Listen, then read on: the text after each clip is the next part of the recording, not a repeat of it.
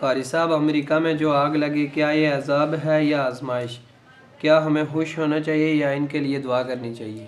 امریکہ کی ریاست کیلیفورنیا کے شہر لاس اینجلس میں جو آگ لگی ہے وہ مظلوم غزہ اور فلسطین کے مظلوم بچوں، بوڑھوں، جوانوں اور مظلوم عورتوں کی بددعاؤں کا نتیجہ ہے۔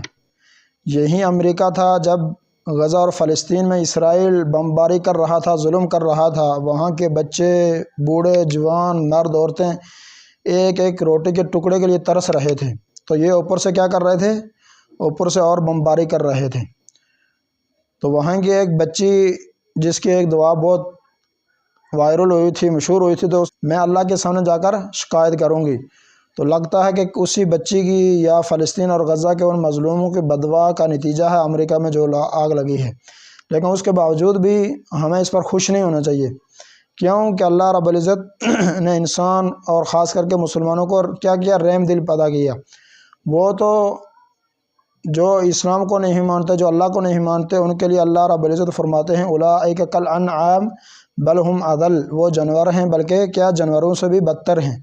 اب جانور کے دل میں رحم نہیں آتا۔ آپ نے کبھی دیکھا نا کہ جانور جو آپس میں دو لڑتے ہیں تو ان کے دل میں کبھی رحم نہیں آتا۔ وہ جس کو جتنی طاقت ہوتی ہے نا، وہ اتنی طاقت سے ہی دوسرے کو مارتا ہے۔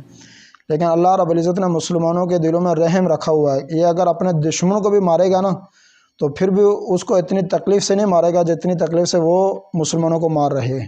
آج یہ جو امریکہ میں آگ لگی ہے، اس آگ لگنے میں ہم کو خوش نہیں ہونا چاہیے کہ یہ اللہ تعالیٰ کی، بے شک اللہ تعالیٰ کی طرف سے عذاب ہی کیوں نہ ہو، لیکن ہمیں کیا کرنا؟ ہم نے اللہ سے اپنے لیے بھی معافی مانگنی ہے اور ان کے لیے بھی، ان کے اعداد کے لیے دعا مانگنی ہے، اللہ ان کو اعداد دے۔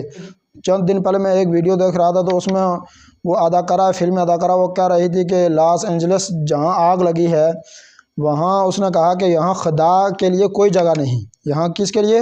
خدا کے لیے، یعنی اللہ کے لیے یہاں کوئی جگہ نہیں ہے۔ اس دن یہ اس اداکارہ نے یہ جملہ بولا کہ یہاں لاس اینجلس میں اللہ کی کوئی جگہ نہیں ہے، خدا کی کوئی جگہ نہیں، تو دوسرے دن ہی آگ بڑک اٹھی۔ اور آگ کتنی بڑکی کہ اتنی لمبی لمبی آسمانوں سے باتیں کرنے والی عمارتیں بھی زمین بوس ہو گئیں اور آگ کا راکھ کا ڈھیر بن گئی۔ کیوں؟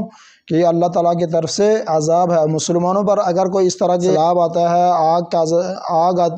آگ کے ذریعے ان کے مکان جل جائیں یا کوئی بھی اس طرح کی آفت آ جائے ان پر، تو اس کو بولا جائے کہ آزمائش ہے مسلمانوں پر۔ ممکن ہے مسلمانوں پر بھی عذاب آ سکتا ہے، لیکن اس کو آزمائش کے، کیونکہ مسلمانوں پر اللہ رب العزت چھوٹے چھوٹے عذاب بھیج کر یا چھوٹے چھوٹے آزمائشیں بھیج کر ان کو اپنی طرف متوجہ کرنا چاہتے ہیں کہ میرے بندے میری طرف متوجہ ہو جائیں اور توبہ کریں۔ کہتے ہیں نا، ابھی تک کوئی واضح ثبوت نہیں مل سکا کہ امریکہ میں لاس اینجلس میں آگ کس طرح بڑھ گئی۔ ابھی تک کوئی واضح ثبوت نہیں مل سکا۔ کیوں؟ کہ جب اللہ تعالیٰ کا عذاب آتا تو اس کا ثبوت کوئی نہیں ہوتا۔ اللہ رب العزت بغیر اسباب کے جب چاہے، جس جگہ چاہے، جس طرح چاہے، اس طرح اللہ رب العزت عذاب نازل کرنا چاہے، آزمائش نازل کرنا چاہے، اللہ رب العزت کر دیتے ہیں۔ تو ہمیں آج کے اس دن ان کے لیے دعا کرنی چاہیے کہ اللہ تعالیٰ ان کو اس مصیبت سے باہر نکال دے، اور ان کے اعداد کے لیے بھی، سب سے بڑی ان کے اعداد کے لیے دعا کرنی چاہیے کہ اللہ تعالیٰ اس آگ کی وجہ سے ان کو عبرت دے، اور عبرت کے اللہ رب العزت ان کو اسلام کی توفیق عطا فرمائے۔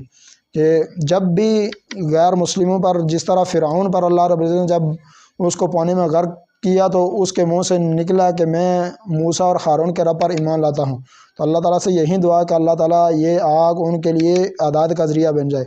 اور امریکہ کے جو بڑے بڑے جو اپنے آپ کو سپر پاور کہتے تھے، اللہ تعالیٰ ان کو ایمان کی توفیق دے، اور اس طرح ان کو بھی یہ سبق مل جائے کہ کسی پر بھی ظلم کریں گے تو پھر اس کا بدلہ، اگر مسلمانوں کے پاس اتنی طاقت نہیں ہے تو پھر مسلمانوں کا خدا موجود ہے جس نے اپنے وجود کا ثبوت دے دیا، اور آج تقریباً ایک ہفتے سے اوپر لگی آگ بجھ نہیں رہی۔